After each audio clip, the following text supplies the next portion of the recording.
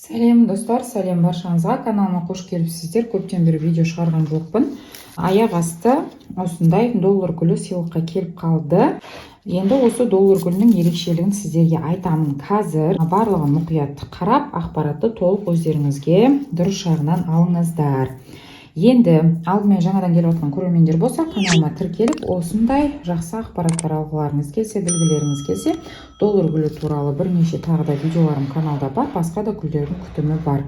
Біріншіден бұл голландиялық гүл, доллар жергілікті емес, оның белгісі осындай қағазы болады, және де осындай құмырасымен бірге жүреді. Міне. Енді доллар гүлін магазиннен таңдағанда қалай таңдаймыз? Ең бірінші мән беретін жағдай доллар гүлінде ол жапырақтар. Яғни жапырақтары былай төмен түсіп, болмаса мына жиектері сарғайып, қарайып тұрмау керек. Біріншіден. Екіншіден, таңдаған кезде мынандай ала петнолары болса осындай. Оған мән бермейміз, өйткені бұл өзінің табиғатынан доллар гүлі осындай цвет беріп тұрады. Оның себебін мен доллар гүлінде айтқан болатынмын. Видеоның соңына дейін қарасаңыздар, ссылка қалдырып өтем. Үшіншіден мән беретін жағдай, міне, осыдан мынандай новыйдан ашып тұрған жапырағы барын алыңыздар мейлінше. Неге? Міне қараңыздар, мына жерде тағы біреу, мынау тағы біреу. Неге деген сұрақ туады. Егер осындай гүлді алған болсаңыздар, үйлеріңізге келгенде еш қиналмастан, еш стресске түспестен бұл гүл өзінің бойын тіктеп алып кететін болады. Егер суару режимін жақсы ұстанатын болсаңыз, топырағын құнарлы етіп, құмырасын жақсы таңдап отырғызатын болсаңыз. Төртіншіден мән беретін жағдай, магазиннен доллар гүлін таңдап тұрған кезде, мына жердегі ствол, яғни бұтағы, мынау бұтағы, бұтақтың бойында жапырақтар. Осы бұтағының, егер сіз алдағы уақытта доллардың үлкен болып, тез өскенін қаласаңыз, және де толсты, жирный болып, жапырақтар прям осындай алақаныңыздың размерінде болғанын қаласаңыз, онда осындай ағашына мән бересіз. Енді бұл ағаш деп айтуға келмейді, осындай бұтағына мән бересіз. Мән бересіз, мынандай толстыларын аласыз. Егер сіз, міне мынау да толстой болып шығып келе жатыр, мынау да. И мына жерде осындай екі жіңішке бар. Осы отросткіден арғарай толстылар шыққан деген сөз. Жіңішкенің астының өзі қарасаңыздар внимательно, ол да толстой болып келе жатыр.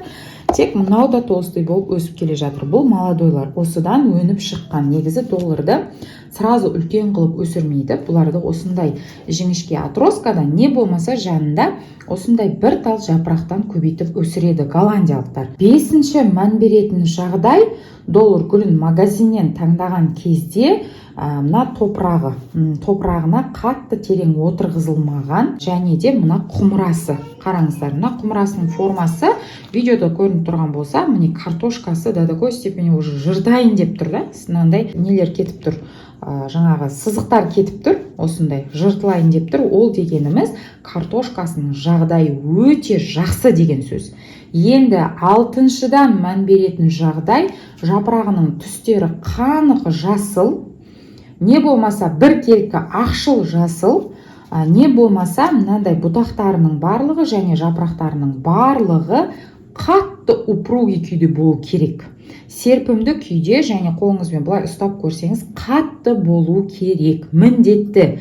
Егер сіз қандай да бір ауырып тұрған гүлді алатын болсаңыз, үйге алып келіп адаптация жасай алмаймын, бұл гүл алып кете алам ба деп күмәнданып алсаңыз, ондай гүлдерді алмаңыздар. Егер сіздердің гүл өсіруде опыттарыңыз өте көп, именно доллар гүлін керемет өсіретін болсаңыз, онда ауырып тұрған гүлді алып кеп үйіңізге емдеп, пожалуйста, өсіре берсеңіздер болады.